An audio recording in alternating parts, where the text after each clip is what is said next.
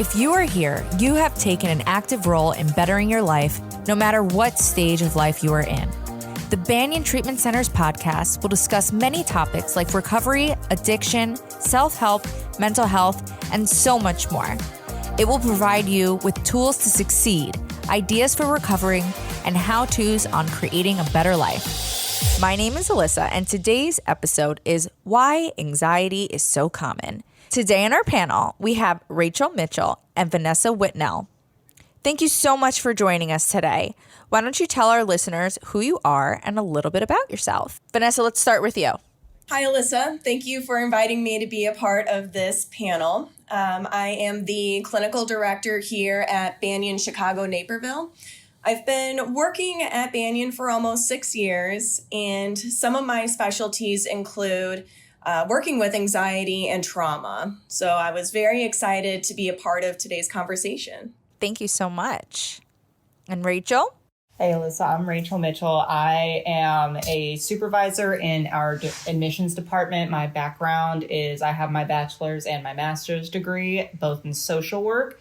I've been with Banyan for almost 2 years now, but I've been working in the field of behavioral health for overall 3 years. Awesome. Well, thank you both so much for joining us today. An estimated 31% of U.S. adults experience an anxiety disorder at some point in their lives. These individuals are suffering from anxiety, sometimes daily, and as a society, we have learned to function with it. Today, we're going to take a deeper look into the prevalence of anxiety disorders among adults and provide ways to cope with your anxiety. So, our first question is, what exactly is anxiety? So anxiety is when we have a anticipated fear of future threat or danger. It is a normal biological response to experience fear when there is real danger in our presence. However, anxiety happens when that danger is not necessarily there. It's more these situations that we come up with in our heads. Sort of the what if situations that could happen. And anxiety becomes problematic when it interferes with our day-to-day functioning. It impairs the way that I interact with my families. It disrupts me being able to do my job correctly, interferes with school. For people who experience anxiety or have a diagnosed anxiety disorder, it tends to take over all day, every day. So there's levels of it. Yeah, I would say so. I think there's a healthy level of anxiety or fear where, if there's real danger there, yes, I want to experience fear so that I can go into this fight or flight mode of how to respond.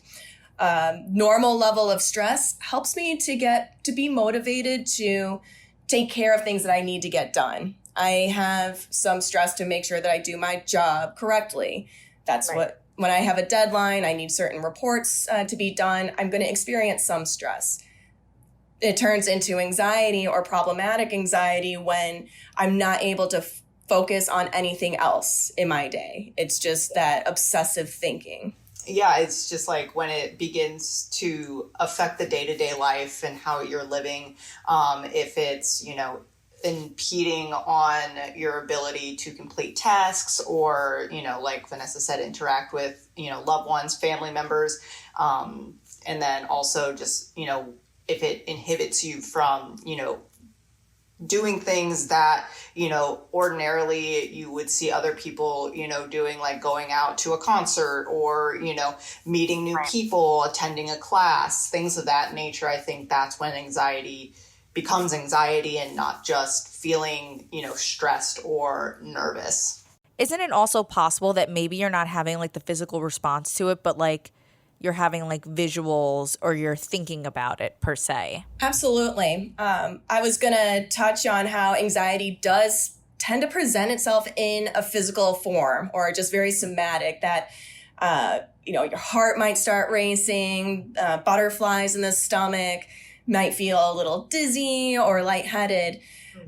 So those are the physical aspects. I would say the emotional or psychological aspects of anxiety are maybe flashes of, what is giving me anxiety. If I have a fear of spiders, maybe I'm having constant images of spiders flashing through my mind.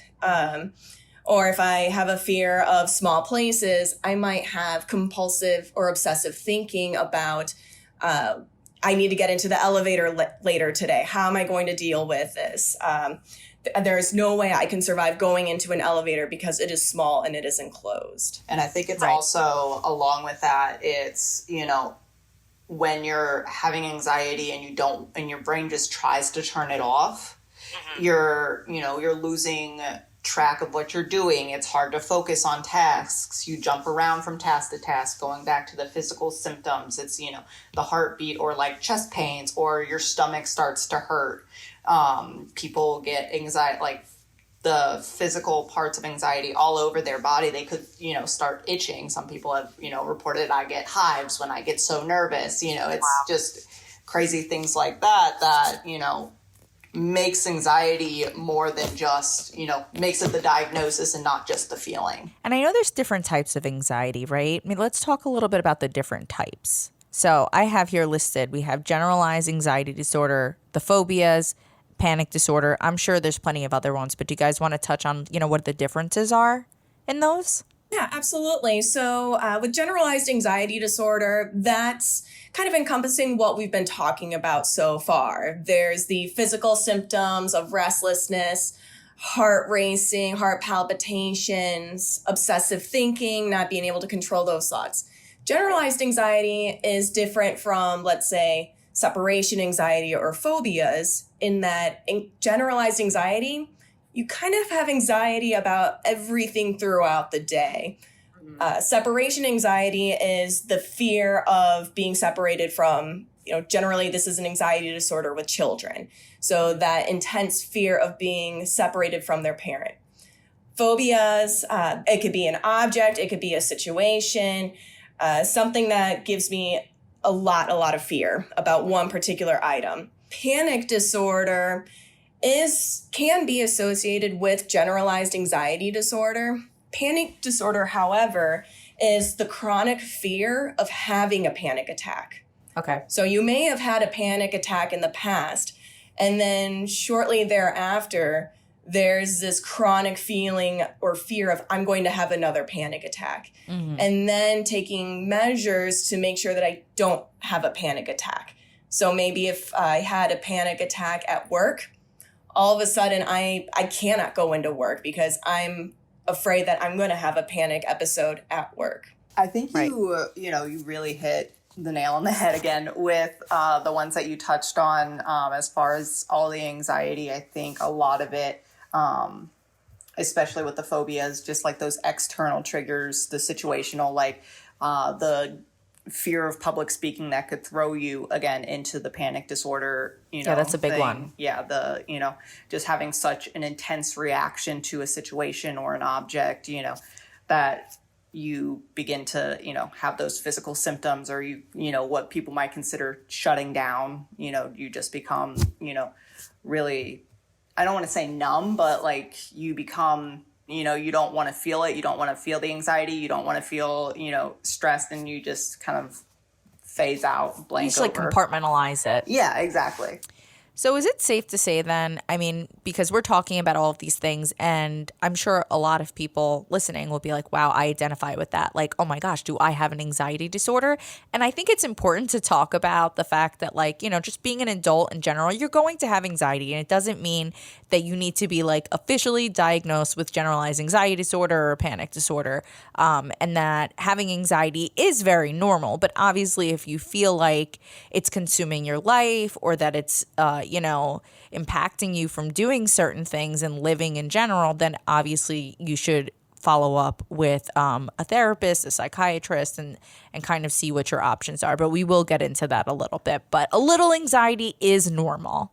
So why do we think anxiety is on the rise today? And why are we seeing so many adults in the United States experiencing this and struggling with this? Oh, gosh. I mean, I think the most obvious answer is going to be COVID.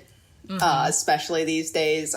There's a lot of studies out there that said, a lot of mental health symptoms have increased since COVID, not just the general fear of, oh my gosh, I'm going to catch COVID, but, other health concerns. Am I going to affect family and loved ones? And that, could lead to the slippery slope of no longer wanting to have contact with people, being afraid to make contact with people, or you got so used to, kind of being a recluse in a way that you're now scared to go back out and interact. And, some people might see it as quote unquote antisocial behaviors, which, I also think it's like generally recognizing that mental health is in fact a thing. There's a lot more attention being brought to mental health in, not only, the news or newspapers, studies, but also on social media, a lot of really big social media platforms, influencers coming out that people find that they can relate to have, been able to come out and say like, hey, I have, this mental health concern and this is how I'm working with it. And that's why I think a lot more people are recognizing their anxiety as it being either just a healthy amount of anxiety or then being concerned like, oh, okay, I think I might actually have this, mental health concern also. Yeah, I really love that you touched on that, because here on the Banyan podcast, we're really trying to normalize the idea that mental health doesn't even need to be considered mental health. It should just be considered health. Everybody experiences something in their life, and our mental health is very vital and important to the quality of life that we have. We don't ignore when we have a physical ailment. So why are we ignoring when we have a mental one? So, and you also touched on social media. So Vanessa, I don't know if you want to touch on the topic of social media affecting anxiety overall in today's day and age. Maybe one aspect that we didn't necessarily touch on when describing what anxiety is, I think that there's a lot of internal thoughts about me not being good enough, or I'm not living up to the expectations that I set for myself.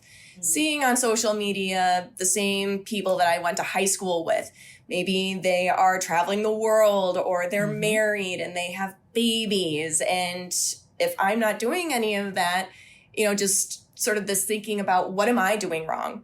Why is their life so much better than mine? I must be a failure. I am not good enough. And that could trigger some depression as well. This topic that we're talking about today is about anxiety, but I think it's important to mention that there is such a high comorbid rate of someone struggling with anxiety, sort of fear of the future, comparing myself to others, with depression, that, just low mood, not getting pleasure out of the things that I used to. Both disorders affect the way that we sleep. They both affect our appetites and how we interact with other people. Rachel, I'm glad that you mentioned that there, I think, is an increased awareness that anxiety and depression, these are real things, and mental health is health. This is something that everybody experiences on one level or another, whether it's personal, something I struggle with, or someone I really care about. I know Seth struggles with that. Yeah, absolutely. Do you guys think that you see anxiety and depression hand in hand a lot of times when we're meeting clients, we're diagnosing people, we're seeing that together? Yep, I would say I see that a lot, anxiety with depression, and also seeing a lot of PTSD and trauma diagnoses. I've noticed that trauma is on the rise because of COVID. Wow. There's the chronic fear of getting COVID, sort of this, we can't see COVID. There's no way that, I can tell that it's coming at me.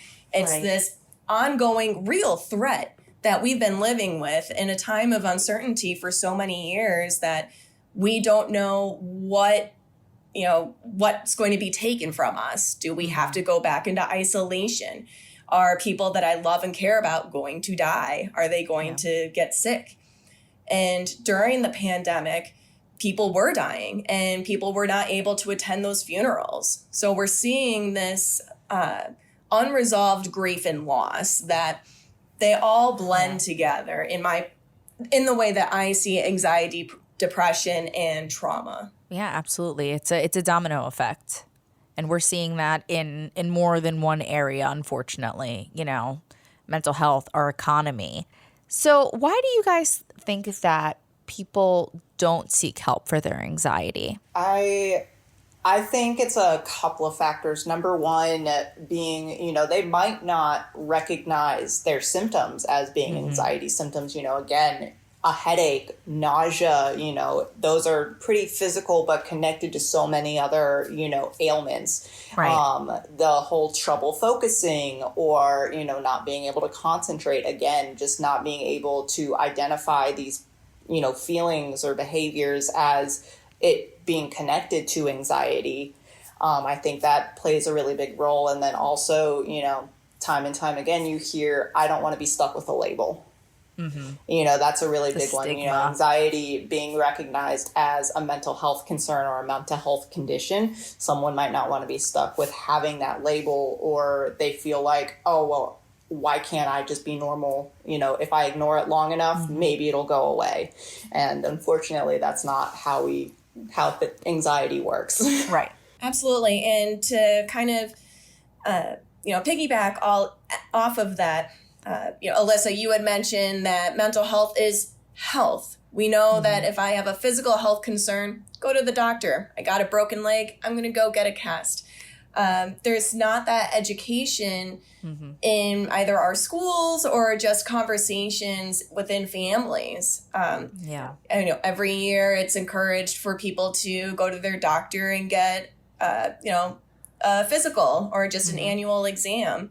I think if in an ideal world, that same sort of checkup would be available in terms of mental health. How's your sleep? Absolutely. How's your appetite? How's your mood? How's your stress? And just kind of gauging it from there and having this open conversation and dialogue that, it's okay, it's normal, and it's common, and it's treatable at the same time.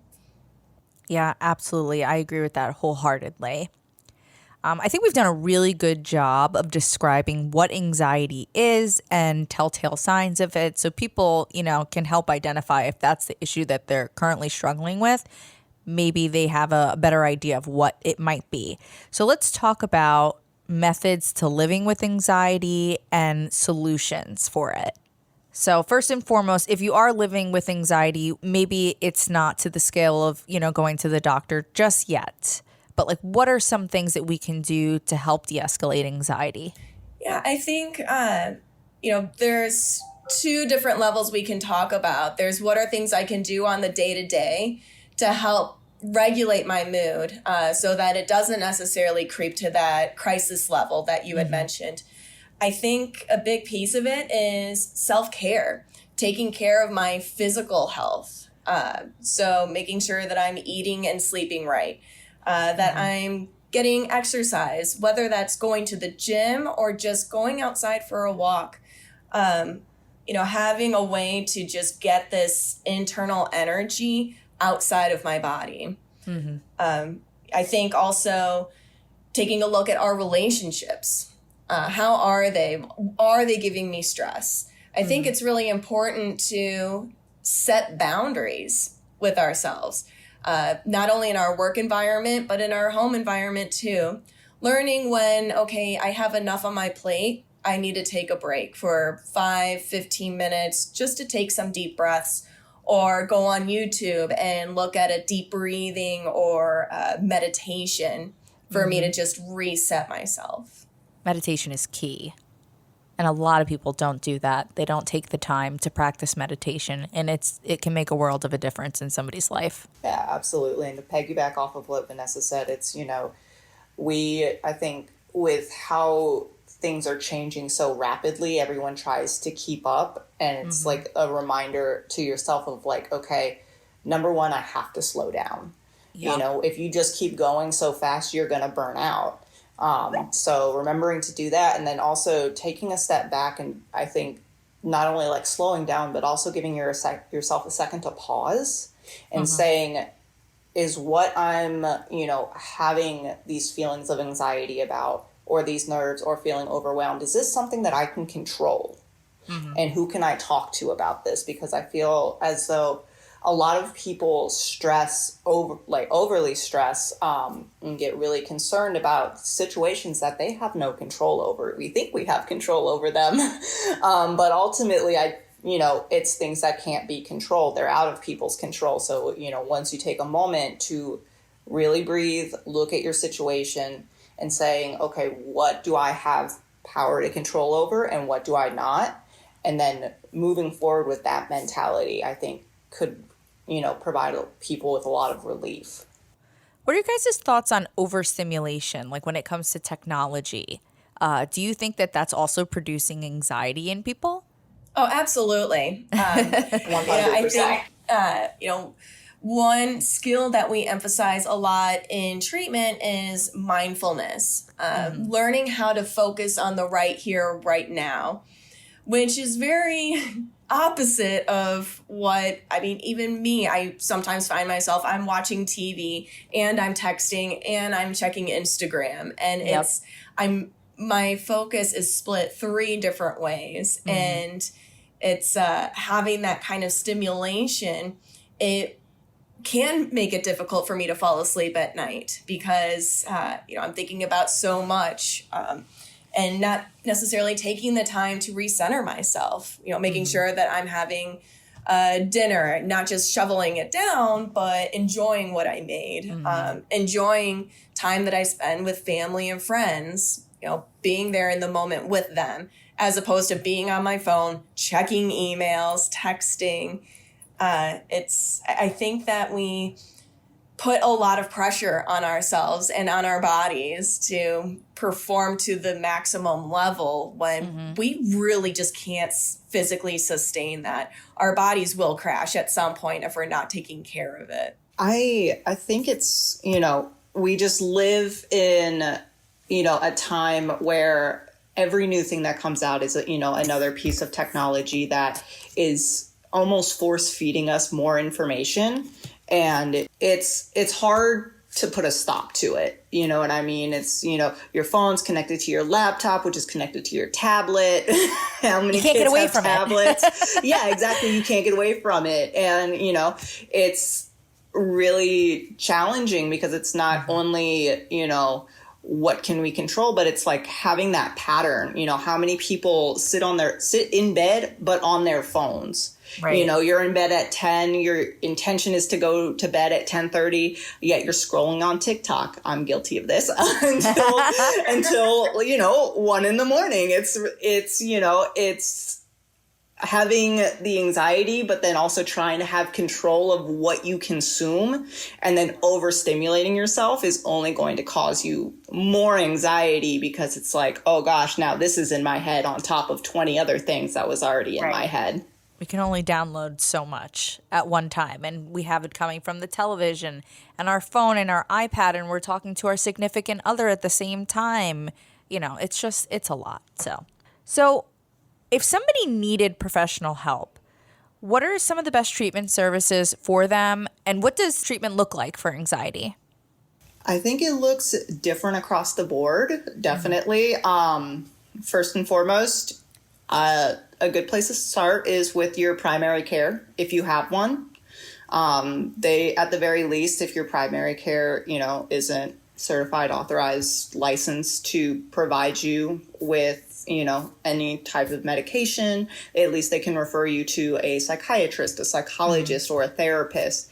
I think some people get really nervous when we talk about medications, going into the realm of more holistic health. I don't like taking pills. I don't want to have, I don't want to have to think about having to take another medication for some people.